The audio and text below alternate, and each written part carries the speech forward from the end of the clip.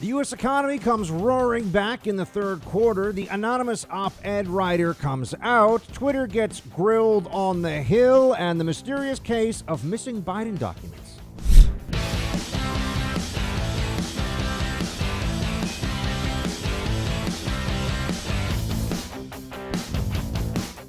Welcome, everybody. Oh, my gosh. Can you feel it? Can you feel it? Less than a week. What are we now? 5 days away from the big day. And I'm feeling good about it. I'm not overconfident, but I'm not underconfident. It's going to be close, but I think the good guys win. We all know what that means. Got quite a boost today to that end from the latest data about GDP growth in the third quarter. Q3, U.S. GDP booming at 33.1%, which is incredible. And look, they had the worst ever quarter in Q2. Now they've had what I believe is the strongest ever quarter in Q3. Yes, indeed. So we've gone from the worst quarter to the best quarter. This is really meaningful. For one, it gives us some real data. It gives some real teeth to the claim made by Donald Trump that the economy is in a period of comeback now, that we are turning the corner, that we are making the necessary adjustments and changes for the economy to start growing again a lot in 2021.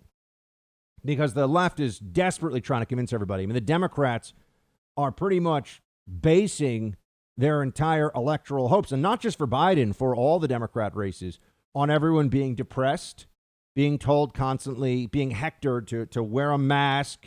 It is a tragedy. A global pandemic hit. I think we overreacted as a society to the way we should have dealt with this global pandemic instead of taking it place by place and looking at the data and adjusting as we went along. We went for this extended, severe lockdown, and now we're going into another series of lockdowns. But the point is, it wasn't a failure of Trump's approach to the economy that caused the downturn this year. We all know what it was. It was COVID-19. It was a pandemic that has hit the rest of the Western world with a ferocity. It hit China badly. Some other countries haven't been hit quite the same way, usually because they have either a population that is just generally less susceptible. That could be for a whole bunch of reasons. Also, they're more easily, like New Zealand, more easily able to cut themselves off from global travel and a lot of mixing with the global population. So we see what's really happened here. We understand that Donald Trump wasn't responsible for the downturn in the economy. In fact, there was a downturn because he listened to the experts. Notice how they always tell you that he doesn't believe the scientists. But the only reason the economy tanked in the second quarter the way that it did was because Trump went along with what the science advisors of the federal bureaucracy that he inherited told them needed to be done. And now, as we've started to understand this disease better, have somewhat better treatments and modalities for approaching it, people are realizing that there's a lot of cash on the sidelines. There's a lot of economic activity that wants to get going. And people want to start opening up businesses. They want to start traveling. They want to do these things. They just want to feel safe enough. There's no such thing as perfectly safe.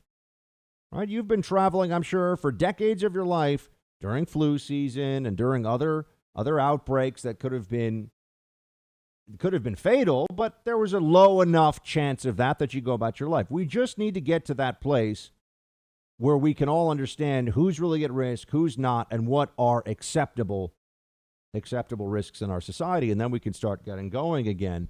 And this is what Trump is showing everybody right now with these numbers. If we just approach this rationally, we'll be in a place where 2021 can be a booming year. Right? The Trump policies, unlike Obama's policies, which were spend a whole lot of money, expand the welfare state, a lot more regulation, more people on food stamps than at any time before that in American history, right? Unlike the Obama administration's policies, you look at the Trump administration's economy and everything that you can point to show that they were moving in the right direction is there. You have an anomaly. I mean, sometimes you get hit by a bus even if you look both ways crossing the street. Sometimes things happen. That's what has occurred with our economy. It's like a freak storm out of nowhere. This is just what we're facing because of the COVID-19 virus. It's not on Trump. And I think this is central because if people just understand that the America we will have going forward soon, if Donald Trump gets reelected, is the America we had a year ago, where the biggest questions were, what are you going to do with the extra money that you have from the tax cuts? And what field do you want to pursue now that there are fewer regulations preventing you from opening a small business? I mean, economically, how can you continue to make money in the stock market? We're making so much money. Your 401ks are doing so well. People started to feel like this can't continue. I mean, it's just so prosperous. And yes, then COVID comes along. But understand where the responsibility for all of this comes and where it doesn't, right? Where does it come in? And Donald Trump's economy alone should be enough, in my view, for his reelection. Between the incredibly strong economy and the fact that he hasn't started a war, that he hasn't put U.S. lives in jeopardy abroad for no apparent reason or no good reason. Because these are things that I think really matter. I mean, these are aspects of day-to-day life. We're always told that Democrats care so much about these kitchen table issues, and then they want to talk about the Green New Deal. What? People want to know, are they going to be in a strong job market? Are they going to make more? Are their wages going to go up? Are they going to have more real purchasing power? And are they safe? And is their property safe? And can they walk down the street without getting attacked? Democrats fail on those points. And when you break it down, you see it. Democrats are unable to make the case in those key areas in a way that's based in fact and truth. I mean, they're obviously telling people Joe's going to build back better.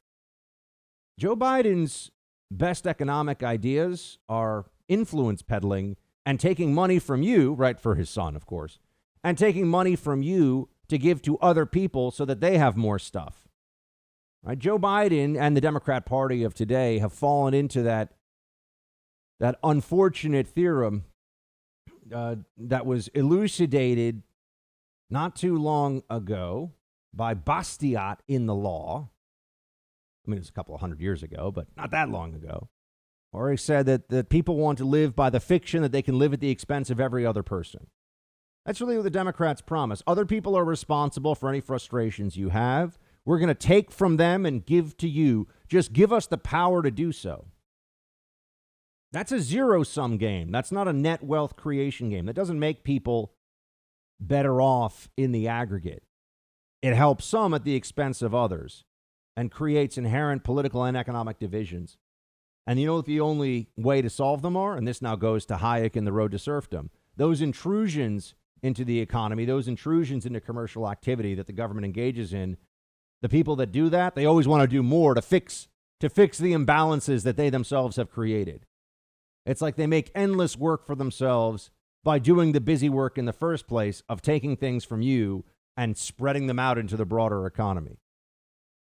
So what country do we really want to live in going forward? The one that pretends Joe Biden and Barack Obama were good stewards of the economy for 8 years when all the data shows us that's not true? Or the one where Donald Trump was calling the shots and people really felt like our best years were very much still ahead of us? Joe Biden gets into office and people right now who have kids and people who have grandkids, they will be better off than their posterity will. Future generations are going to suffer as a result of these policies of socialism, of central planning, of economic redistribution under the guise of social justice. Donald Trump can bring us back, not to some fantasy land of the future, to what we had before, which was pretty fantastic. All we have to do is recognize what has really happened and give him the chance. That's what this 33.1% GDP number shows us today. The Trump plan works.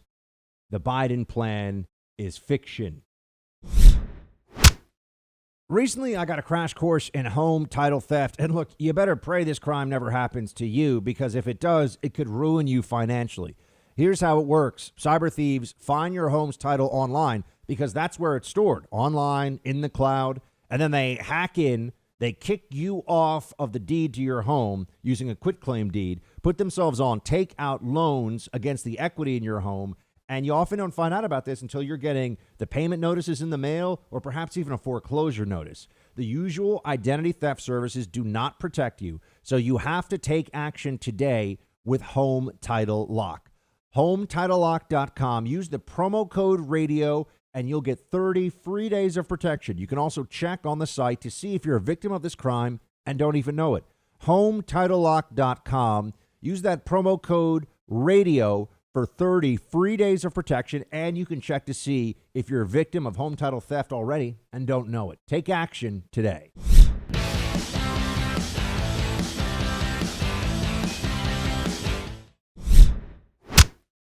Just when you thought the media's credibility couldn't be any lower. I mean, how do you go below the basement, right? What's there? Now we're digging into the sheetrock. Now we're getting toward the magma, the core of the earth in terms of how low the media's credibility can go. Liquid hot magma. So they had this op-ed published in the New York Times 2 years ago. And it was the summer of 2018. And I was living in D.C. at the time. I was doing this show, but also working for thehill.com. And so for D.C. folks, this became a big guessing game. Who's the anonymous op-ed writer? And in this op-ed, you'll recall, the New York Times claimed this was a senior administration official. A senior administration official. And we had to take their word for it that this person was of the kind of stature where we would care. We would care that they didn't like what the president was doing, that it would matter to anybody that this individual would stab the administration that he was working for in the back, and then, somehow we're going to believe this person, think that they're almost being heroic, and that they matter. Remember, that's key, that they matter. I was highly skeptical the whole time. I mean, people were saying crazy stuff. It's one of Trump's kids. I was like, no, it's not. Oh, it's the White House. It's the White House press secretary. No, it's not. It was so obvious. None of that was true. But they had to present something in a way that people would actually pay attention to it. So that's why they said a senior administration. If they say that, an intern at the Department of Commerce wrote something about Trump, no one cares. No one cares. But an anonymous person who's really important and powerful and is working in secret as part of the hashtag resistance against the administration because Trump is so reckless and dangerous, that got a lot of attention because of all the guessing around it. And this was all rooted in whether or not you think the New York Times can be trusted, that its judgment can be trusted, that it's presenting this in a way that is responsible and is fair-minded, which I know is even as I say that to you, it's how can those words even come out of my mouth? But that's what that's how they set this whole thing up. Well, now we know who the anonymous op-ed writer is. And just as I said at the time, this is some low-level schmo that no one cares about. Just as I said originally on this show then 2 years ago, it's now taken us 2 years to find this out. Guess who this guy is? Some nobody at DHS who's good buddies with fake Tapper and is already a CNN contributor. Oh, what a shock. This couldn't be any more perfect. He's the former DHS chief of staff, Miles Taylor. But when he wrote the op-ed, this is the best part, he wasn't even DHS chief of staff, which, let me be clear, would absolutely not qualify as a senior administration official. Nobody gives a crap who the DHS chief of staff is. It's a job like thousands of other jobs in the federal government. Good for you, right? I'm not saying anybody who has that job shouldn't be taken seriously in their role, but this is not impressing anybody in the national political conversation. No one who sits around talking about, oh, I was chief of staff to an attorney general. Who cares? Chief of staff, this is not something that qualifies as senior and important government position. DHS, DOJ, Commerce, whatever, right? It just doesn't matter. But here he is, Miles Taylor, who is a senior advisor to DHS when he wrote this, which is just hilarious. But here he's come out. He wants everybody to. And this guy, he everything about him fits to a T what we thought this guy would be. I mean, he reminds me of the pajama boy looking guy from who's on CNN now. He used to work for Comey at the FBI. Really doing a lot of damage to the FBI's already tattered reputation, but I digress. Here's Miles Taylor, anonymous op-ed writer. Play one. It's a character study of one man, the President of the United States. And it wasn't me throwing other colleagues under the bus. The point was to focus on him and his record. And if you go back in time, Chris, our founding fathers did this. When they wrote the Federalist Papers to defend the passage of the Constitution, did they do it in their own names? They did it under pseudonyms, and they did it for a reason. Is Madison and the other authors didn't want it to be about them and their personalities. They wanted the people to debate the ideas. And I wrote this, Chris, because I wanted people to debate the ideas and Donald Trump's character and record. But again, I want to point out to you, I had no fear about putting my own name on the line here. And that's why I did it months ago. So people could come out and challenge me. They could pick apart my record. I mean, what a slimy little fraud. Isn't it just so great to see who this is finally? Yeah, he's comparing himself to the founding fathers. Yeah, it was about the ideas with them. Does he really think that this is going to fly? We weren't debating Donald Trump's character enough before he wrote this op-ed? Like, we're all so dumb. We don't understand what happens here. If he writes this under his own name, nobody cares. But what he did was use the reckless Trump derangement syndrome inspired complete lack of judgment from the New York Times. I mean, lack of judgment meaning in terms of fairness and ethics. But they saw this as a ploy. They saw this as a way to both hurt Trump, create dissension in the ranks among senior Trump advisors, and put forward this myth, because that's what it was, that one of Trump's top people really thought he was a reckless danger and would leave the job, but he knew that if he did, the country would be in peril. This guy, Taylor, is only somebody we're talking about now because he pretended by being anonymous to be more important than he was. And now he's, oh, no, it wasn't about me. Please, dude, you're already a CNN contributor. Give me a break. It's gross.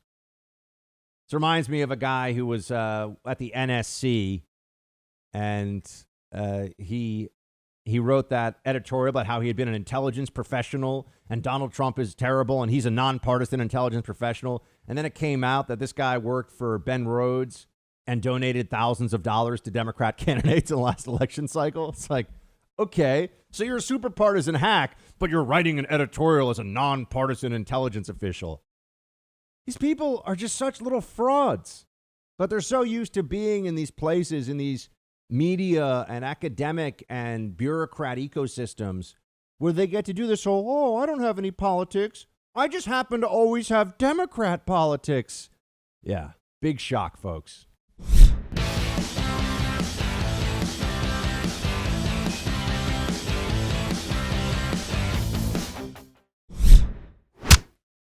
But I'm not just running against Joe Biden. I'm running against the left-wing mob and the left-wing media, the big tech giants. And I'm also running against the rhinos. Do you know what a rhino is? A rhino may be the lowest form of human life. He is indeed running against all of those things. He's running against them, and he's very, very gifted when it comes to exposing who his enemies really are. That's one of Trump's great skills. He shows you who his opponents are at their core because he deranges them. I mean, he unbalances them. They just all of a sudden lose the ability to have the artifices and the obfuscations necessary to pretend they're just objective journos, or to pretend, I don't have any politics, man, I just hate Trump.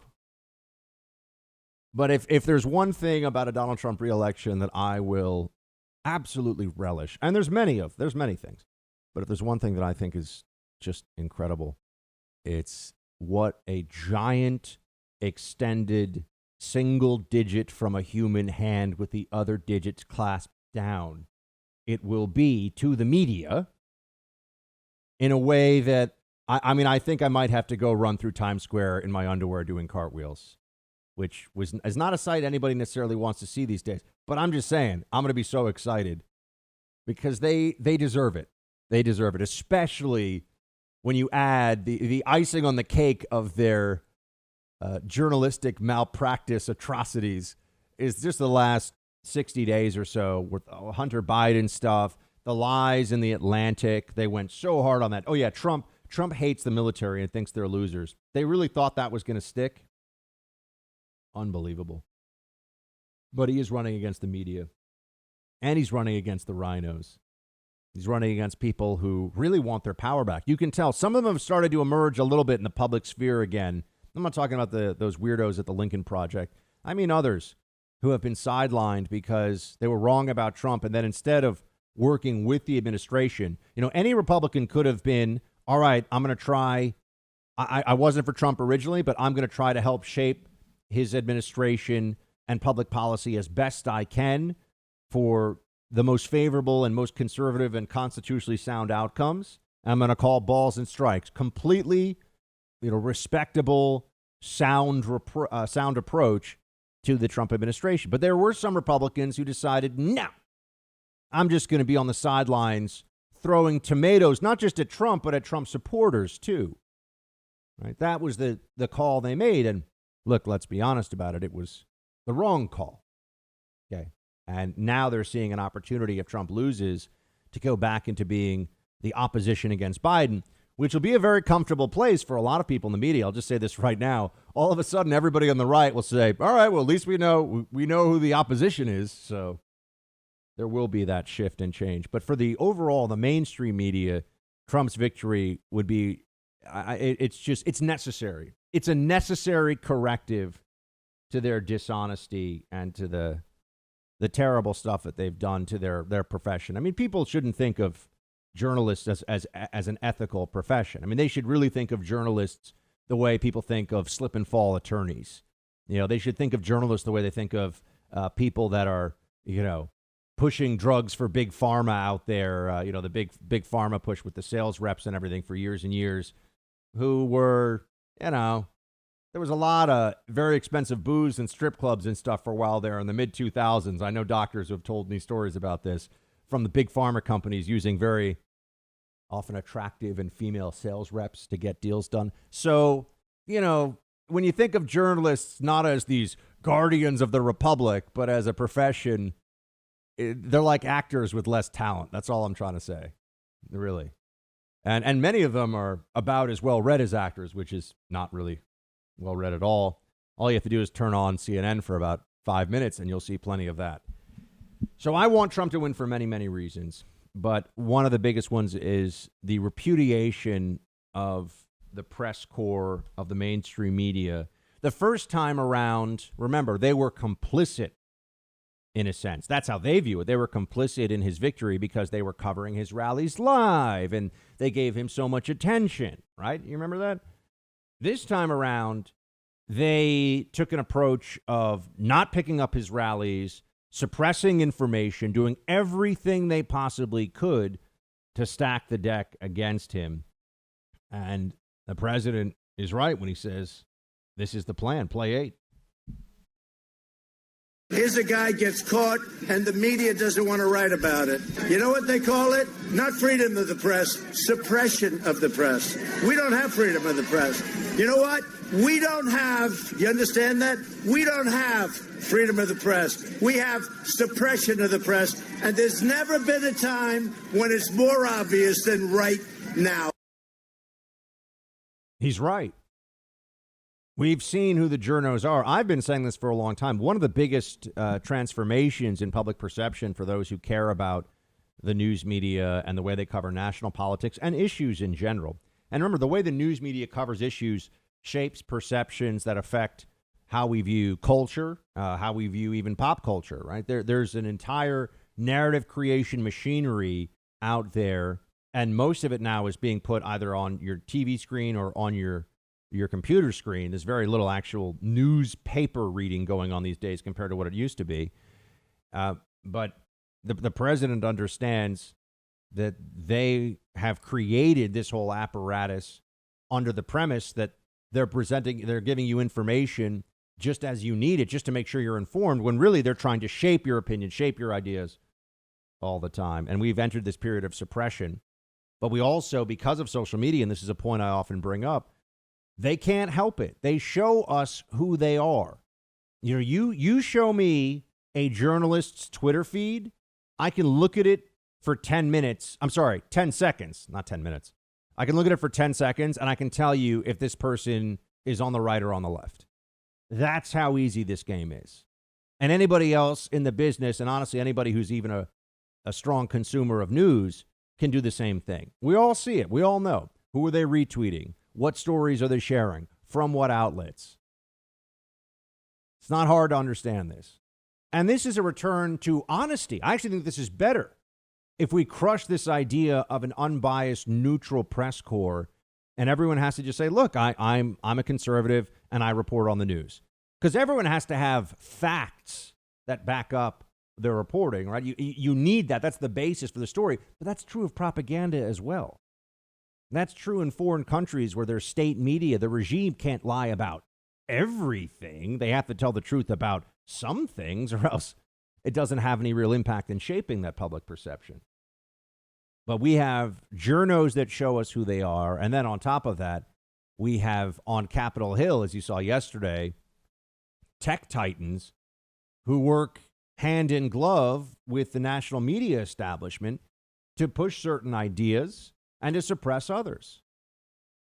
Ted Cruz had some fiery moments to this end. Here he is addressing the CEO of Twitter, who has got quite a beard, as a side note. But here he is. Play clip 2. You forced a Politico reporter to take down his post about the New York Post as well. Is that correct? Within that 24-hour period, yes. But we, as the policy has changed, anyone can tweet. So Twitter takes the view you can censor the New York Post, you can censor Politico, presumably you can censor the New York Times or any other media outlet.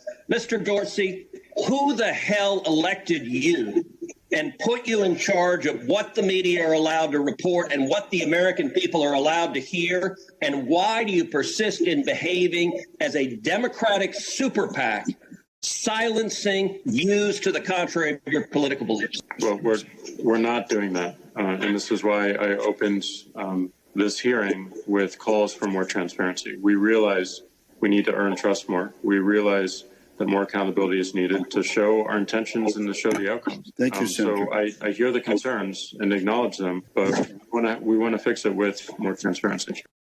Yeah, let's just go with transparency. That's going to do it. This is like the Biden court packing. I'm gonna form a committee, and that committee's going to look at things, like a committee, and they're going to be committeeizing to talk about the things, and we're going to get the great ideas and build back better. Nap time. I mean, that's basically what you get from Biden on that issue, and what you're getting from Jack Dorsey is just another dodge. We're trying to build up public trust. They don't know the first thing about building a public trust. You know what they should do?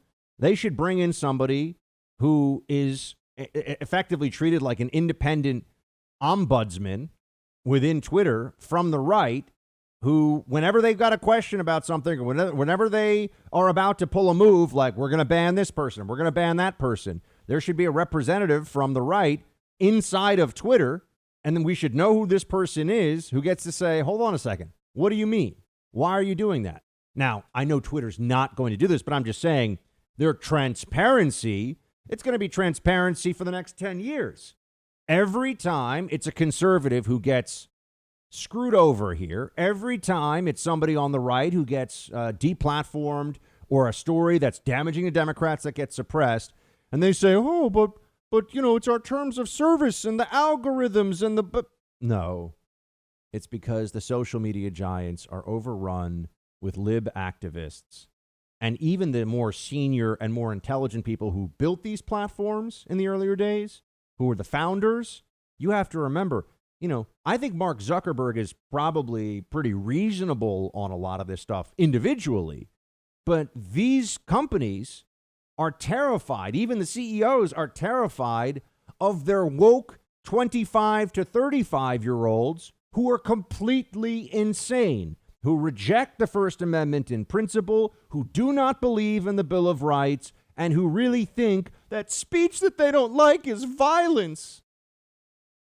And they're completely impossible to reason with at all. They are embedded. They are dug in at these companies, and these are the most powerful, well-funded, wealthy media corporations now on the planet. Google, Facebook, Twitter. They are determining what your kids see and learn. They are determining the very verbiage that they read on everything from news stories to how to use a crock pot, everything. That's the kind of control that they wield. It's more than the mainstream media had in the 60s and 70s when the journos realized, hey, we don't have to actually win the argument or present better facts. We can just control all the newsrooms and the Democrats can start winning. And it worked. And it worked. That's where we are. We need to understand what battle we're really fighting. Transparency. Yeah. If we only have more access to their crappy decisions, then all of a sudden there'll be a free and fair information flow in this country.